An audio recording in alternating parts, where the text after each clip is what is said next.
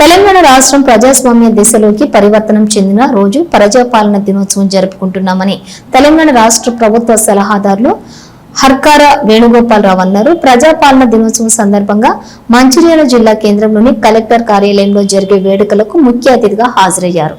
ముందుగా పోలీసుల గౌరవ వందనాన్ని స్వీకరించారు. జాతీయ జెండా ఆవిష్కరించి జాతీయ గీతాన్ని ఆలపించారు. అనంతరం విశ్వకర్మ జయంతి సందర్భంగా విశ్వకర్మ భగవాన్ చిత్రపటానికి పూలమాలలు వేశారు. ఈ సందర్భంగా వేణుగోపాలరావు మాట్లాడుతూ తెలంగాణ రాష్ట్రం రాచరిక పరిపాలన నుండి ప్రజాస్వామ్యం వైపు అడుగు వేయడానికి యావత్ తెలంగాణ రాష్ట్ర ప్రజలు కృషి చేశారని అన్నారు. ఆనాటి ఉద్యమంలో తెలంగాణ కీర్తి ప్రతిష్టలు పెంచేలాగా యావత్ తెలంగాణ ప్రజలు భాగస్వాములయ్యారని అన్నారు. ఆనాటి ఉద్యమంలో పాల్గొన్న ఉద్యమకారులను పేరు పేరున తలుచుకొని గౌరవించుకోవటం చాలా గొప్ప విషయమని అన్నారు. సీఎం రేవంత్ రెడ్డి ఆధ్వర్యంలో తెలంగాణ అభివృద్ధి దూసుకుపోతుందని, ప్రభుత్వ ఫలాలు ప్రజలందరికీ అందుతున్నాయని అన్నారు. రాష్ట్ర వ్యాప్తంగా ప్రజలు చాలా సుఖ సంతోషాలతో ఉన్నారని అన్నారు.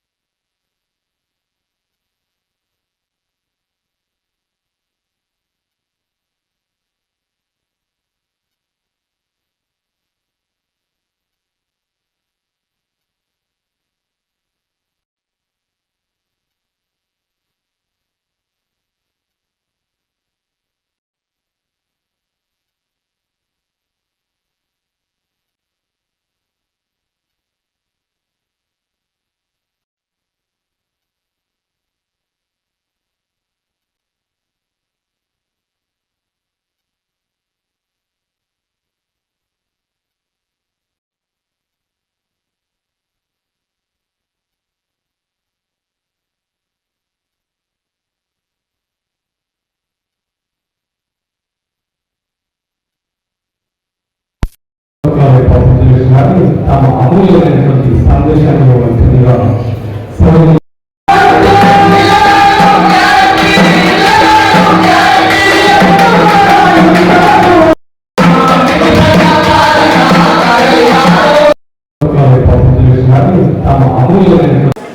సెప్టెంబర్ 17వ తేదీన తెలంగాణ రాష్ట్రం సువిశాల భారతదేశంలో అంతర్భాగంగా మారింది.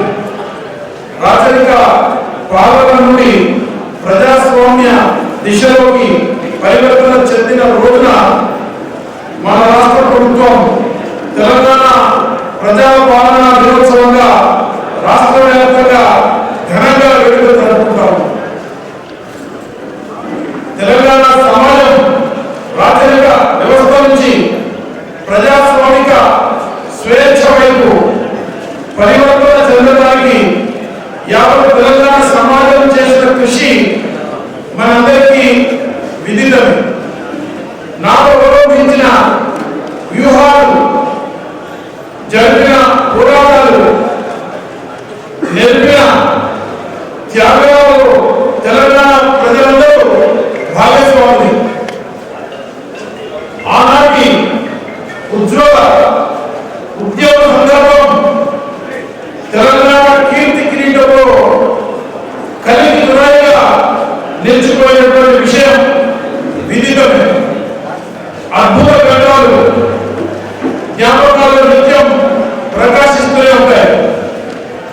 ఈ సందర్భంగా చిరస్మరణీయులైన ఆనాటి వీరయోధులందరికీ పేరు పేరున తలుచుకోవడం మన విధి, కర్తవ్యం.